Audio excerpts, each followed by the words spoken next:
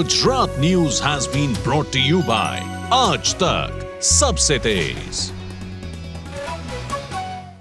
નમસ્કાર અમેરિકા ગુજરાત તકના ખાસ બુલેટિનમાં આપનું સ્વાગત છે। મારું નામ છે કશ્યપ। બુલેટિનની શરૂઆત કરીએ મહત્વપૂર્ણ સમાચારોથી। લોકસભાની ચૂંટણીના ત્રીજા તબક્કાને લઈ ગુજરાતમાં પ્રચારની ધૂમ મચી। કેન્દ્રીય મંત્રી અમિત શાહે ગુજરાતમાં સભાઓ ગજવી। સંબોધનમાં કોંગ્રેસ અને રાહુલ ગાંધી પર કર્યા આકરા પ્રહારો। કોંગ્રેસને જીતાડવા પ્રિયંકા ગાંધીના ગુજરાતમાં ધામા। પ્રિયંકા ગાંધીએ ભાજપની યોજનાઓને લઈને લોકોને ચેતવા કરી અપીલ। કહ્યું, અંકલની વાત ન માનતા।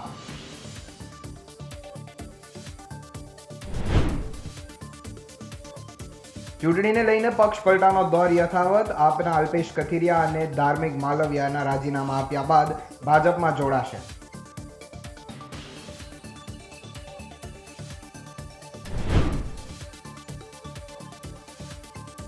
અમેરિકામાં કાર અકસ્માતમાં ગુજરાતની 3 મહિલાઓના કરુણ મોત। ઓવર સ્પીડિંગના કારણે અકસ્માત થયાનું અનુમાન। ત્રણેય મહિલાઓ આણંદ જિલ્લાની વતની હોવાનું આવ્યું સામે।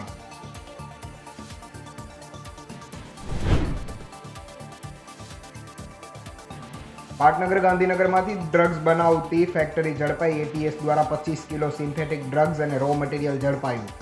5થી વધુ લોકોની કરાઈ છે અટકાયત। ક્ષત્રિય સમાજ પરની વિવાદિત ટિપ્પણીને અને ઝેર બાદ આવેલી જે પરિસ્થિતિ હતી તેમાં ક્ષત્રિય સમાજે ઉગ્ર આંદોલન કર્યું હતું, જેને લઈને હવે પરસોત્તમ રૂપાલા દરેક સભાની અંદર ક્ષત્રિય સમાજને એક અપીલ કરતા નજરે પડે છે।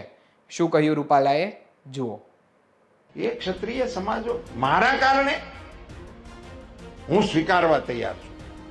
ચલો, આપને એમ લાગતું હોય કે મારી ભૂલ છે, મેં તો સ્વીકારી છે, પણ મોદી સાહેબની સામે ક્ષત્રિય સમાજને ઉભો કરી દેવો એ મને એવું લાગે છે કે યોગ્ય મને નથી લાગતું।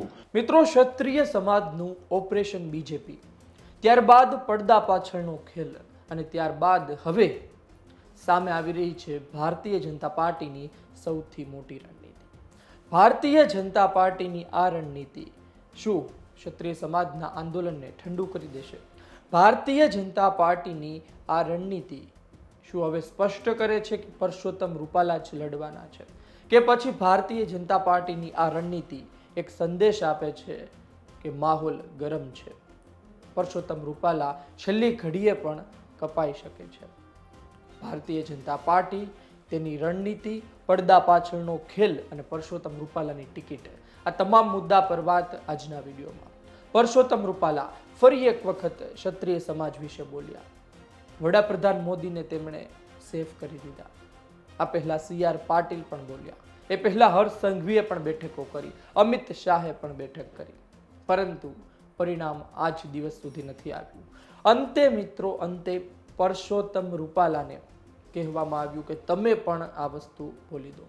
આપને યાદ હશે કે CR પાટીલે પત્રકાર પરિષદ કરી, તેમાં તેમણે કહ્યું હતું કે પરસોત્તમ રૂપાલાની સામે વિરોધ છે, પરંતુ વડાપ્રધાન મોદી સામે નહીં। જી હા, પરસોત્તમ રૂપાલાની સામે વિરોધ છે, પરંતુ વડાપ્રધાન મોદી સામે આ વિરોધ નથી, તેવું CR પાટીલે કહ્યું। અને ત્યારબાદ હવે પરસોત્તમ રૂપાલા પણ બોલ્યા કે હું સ્વીકાર કરું છું, પરંતુ વડાપ્રધાન મોદી સામે મોરચો શા માટે? એ શેની વાત કરી રહ્યા હતા? અને છેલ્લા ઘણા દિવસોથી શા માટે વડાપ્રધાન મોદીનું નામ આવી રહ્યું છે? શા માટે આટલી બેઠકો થઈ રહી છે? શા માટે અલગ અલગ જિલ્લાઓમાં ગુપ્ત બેઠકો થઈ? આ બેઠકોમાં શું રાંધવામાં આવ્યું? આ બેઠકોમાં શું નક્કી કરવામાં આવ્યું? અને આ બેઠકોમાં શું જે નક્કી થયું છે તેનો અમલ થતો નથી? શું ક્ષત્રિય સમાજના એ આગેવાનો જે ભારતીય જનતા પાર્ટીમાં છે તેમનો સમાજ જ નથી માનતો, એટલે કે તેમના સમાજ પર એ લોકોની પકડ નથી? આ તમામ વાત મહત્વની છે, પરંતુ પરસોત્તમ રૂપાલા ફરી એક વખત જે ક્ષત્રિય સમાજ પર બોલ્યા છે તેની ચર્ચા થઈ રહી છે, અને તેમણે વડાપ્રધાન મોદીને લઈને જે શબ્દો કહ્યા છે તેની પણ ચર્ચા થઈ રહી છે। આ તમામ મુદ્દા પર વાત કરવી છે, પરંતુ આ પહેલા આપ એ સાંભળી લો કે પરસોત્તમ રૂપાલા શું બોલ્યા, વડાપ્રધાન મોદી વિશે શું બોલ્યા, અને સમગ્ર વિવાદને લઈ ફરી એક વખત શું સ્પષ્ટતા કરી, આપ એ સાંભળી લો। ત્યારબાદ આપણે એ જાણીએ કે આ ક્ષત્રિય સમાજનું આંદોલન ક્યાં પહોંચ્યું છે, ક્ષત્રિય સમાજના આંદોલનને ઠંડા પાડવાના કયા પ્રયત્નો થઈ રહ્યા છે, ભારતીય જનતા પાર્ટીની શું રણનીતિ છે અને તેનો ફટકો ક્ષત્રિય સમાજ અને તેની સંકલન સમિતિને શા માટે પડી શકે છે, આ બેઠકો શા માટે થઈ અને વડાપ્રધાન મોદીનું નામ હવે શા માટે આવી રહ્યું છે, એ તમામ બાબતે ચર્ચા કરીએ. આ પહેલા આપ આ વિડીયો સાંભળજો. મારે ક્ષત્રિય સમાજના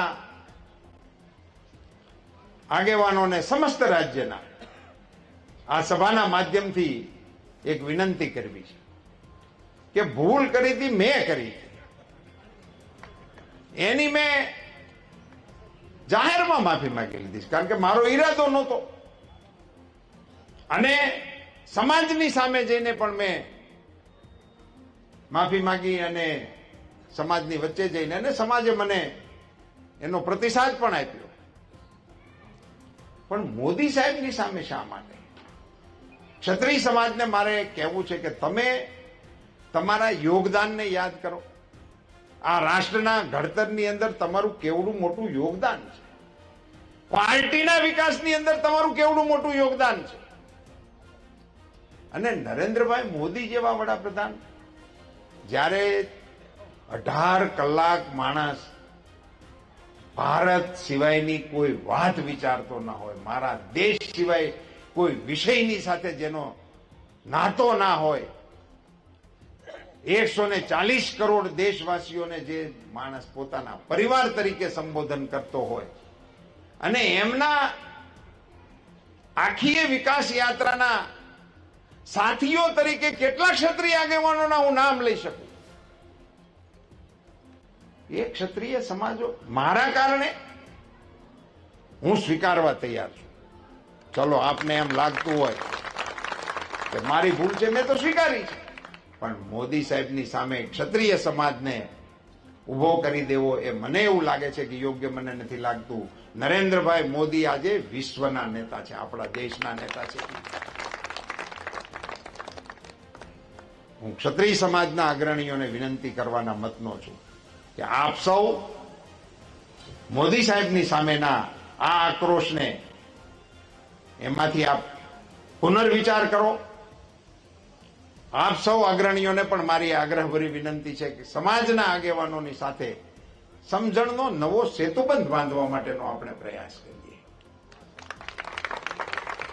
મિત્રો, ચૂંટણી માટે હું નથી કહેતો, હાર જીત માટેના વિષય માટેની આ વાત નથી. સમાજ જીવનના આપણા તાણાવાણાને સ્પર્શતો વિષય છે, એને રાજકારણથી દૂર રાખવા માટેની કોશિશ ક્ષત્રિય સમાજ અવશ્ય કરશે એવી વિનંતી સાથે હું આ સભામાં આપ સૌને પ્રચંડ મતદાન કરવા માટે 7મી તારીખે 10 વાગ્યા પહેલા મતદાન પૂરું થઈ જાય એ પ્રકારે સૌ કાર્યકર્તા કામે લાગો એવી વિનંતી કરીને વિરમું છું. આપ સૌનો ખૂબ ખૂબ આભાર. આપે સાંભળ્યું કે પરસોત્તમ રૂપાલાએ શું કહ્યું. પરસોત્તમ રૂપાલાએ વડાપ્રધાન મોદીનું નામ લીધું અને વડાપ્રધાન મોદી વિશે કહ્યું.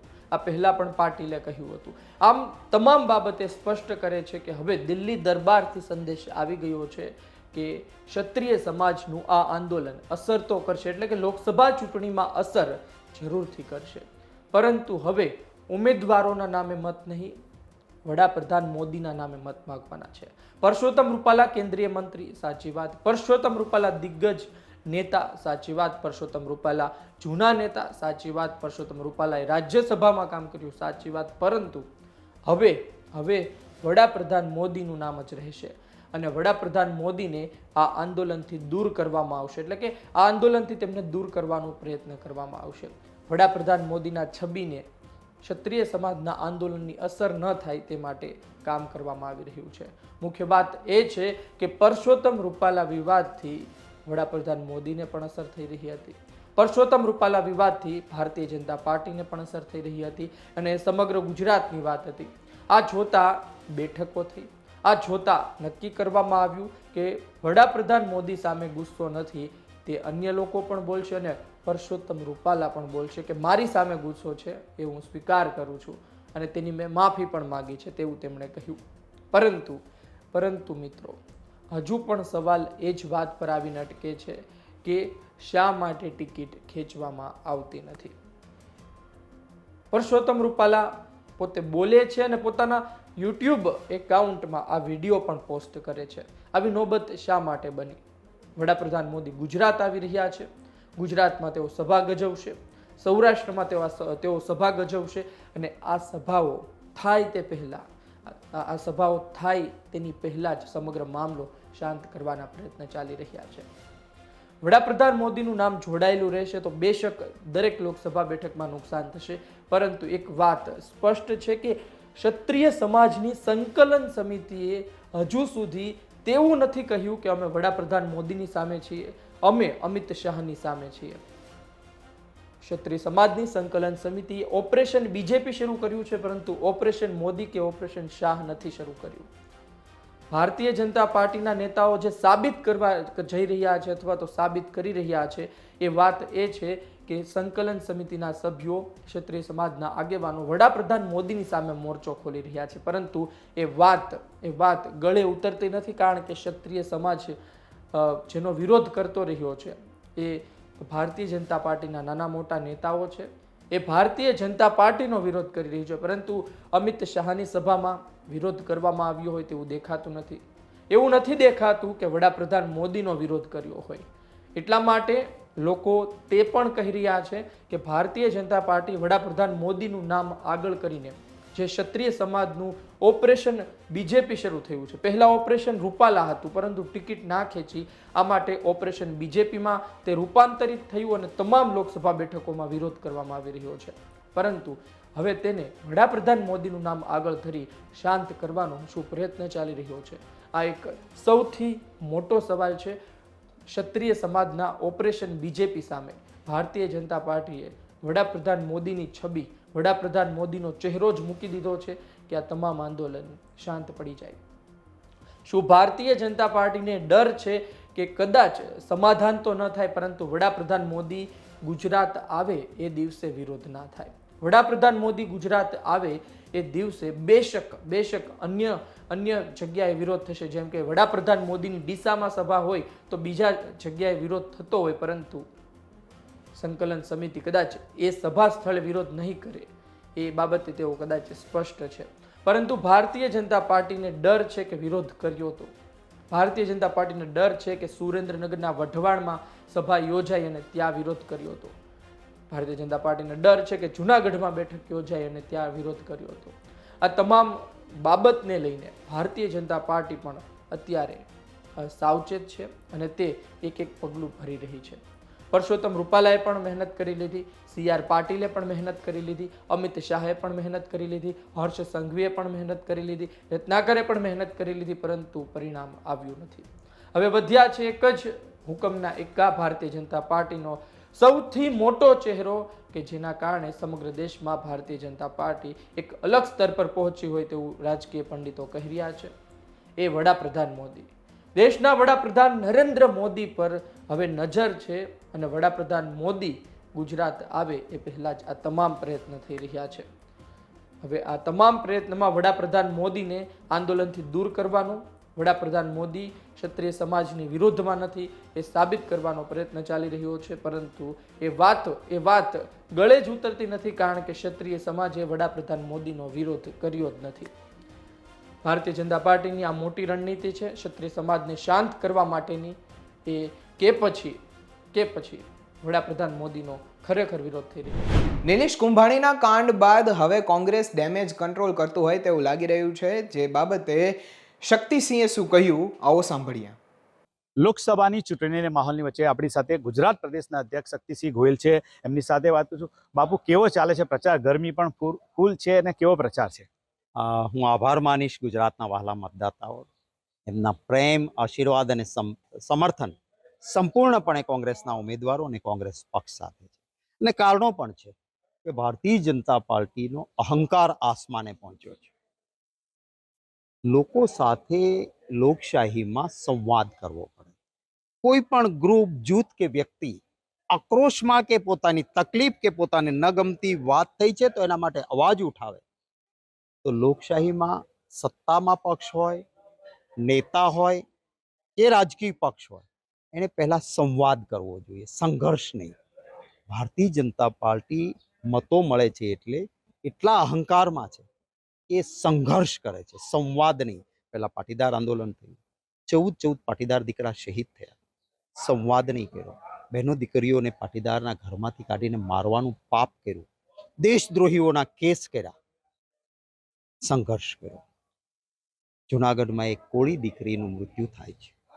કોળી જ્ઞાતિના આગેવાનો ન્યાય માગે, સંઘર્ષ સંવાદ નહીં. ઉનામાં દલિત પર થાય, સંઘર્ષ સંવાદ નહીં. માલધારીઓ પોતાના અવાજ માટે રેલીઓ કાઢે, સંઘર્ષ સંવાદ નહીં. દેશની બહેનો દીકરીઓનું કોઈ એક જાતિ વર્ગ નહીં, એમાં બધાનો સમાવેશ થાય એ રીતે રાજકોટના ઉમેદવાર અહંકારથી દેશની બહેનો દીકરીઓનું અપમાન થાય, લાંછન લાગે એવી વાત કરે, બધા જ લોકો આક્રોશિત થઈને અવાજ ઉઠાવે, તો સંવાદ નહીં, પાઘડી પાડી દઈશું, તમારી આબરૂ પાડી લઈશું, થાય તે કરો કરીને સંઘર્ષ કરવાનો. આ અભિગમના કારણે એમને નુકસાન થવાનું છે. બીજી તરફ એમણે ગેરંટીઓ આપી, 2 કરોડ નોકરીઓ, અરે હતી એની જતી રહી. આવી નોકરી કોઈ નહીં. કાળું ધન આવશે, 15 લાખ એકાઉન્ટમાં આવશે, આવ્યા કોઈ ના. મોંઘવારી નાબૂદ થશે. 400 નો બાટલો 1100 પહોંચાડ્યો. ખેડૂતને આવક બમણી, અરે ખર્ચા બમણાથી આવક બમણી થઈ ક્યાં? ડુંગળી પકવતો ખેડૂત રોડ ઉપર નીકળ્યો, કારણ કે આમની નીતિ નિકાસબંધીની આવી.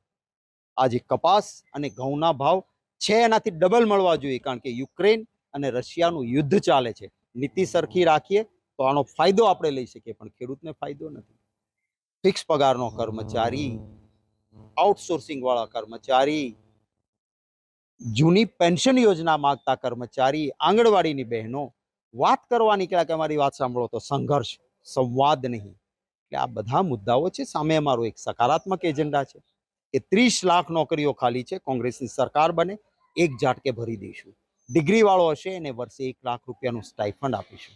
તો એ સકારાત્મક એજન્ડા. જીએસટી અને ઇન્કમ ટેક્સ આજે લોકો ઉપર ત્રાસ ગુજારે છે.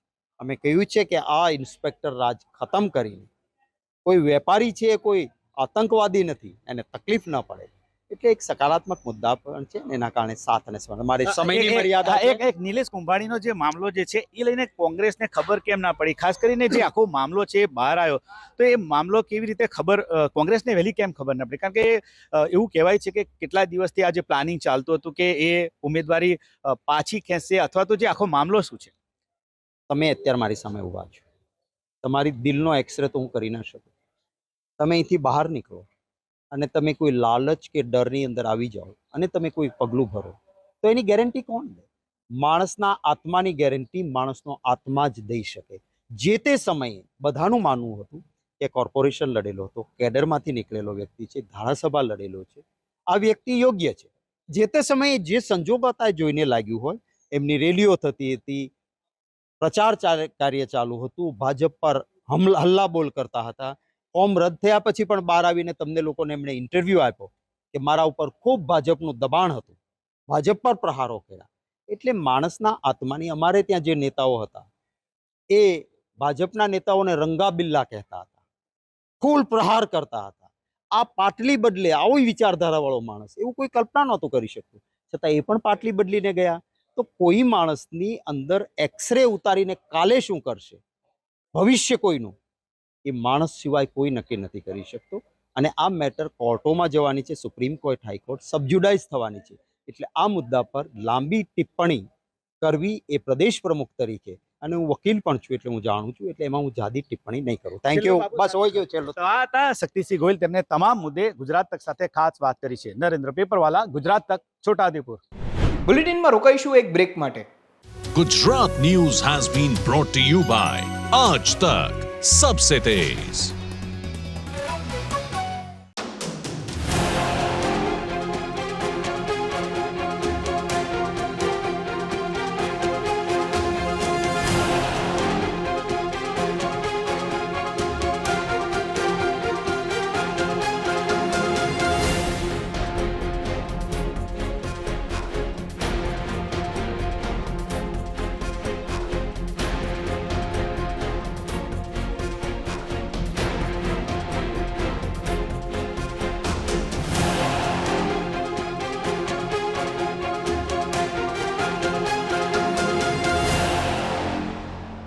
Gujarat News has been brought to you by Aaj Tak, Sabse Tez.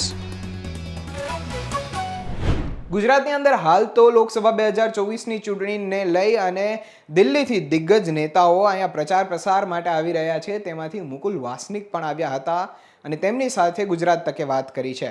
શું કહ્યું હતું તેમણે, જુઓ.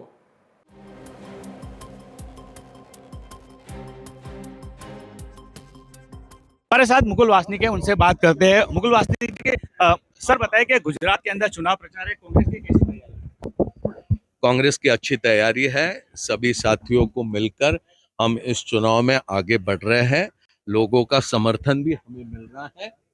मुझे पूरा भरोसा है जैसे जैसे हम मतदान के दिन तक के पहुंचेंगे निश्चित तौर पर हम लोग कामयाब यहाँ पर होंगे. लेकिन खासतौर पे जो नीलेश कुंभानी का मामला है वो कांग्रेस को क्यों पता नहीं चल पाया और वो जो उम्मीदवारी कर नहीं पाए, क्या कहेंगे सर?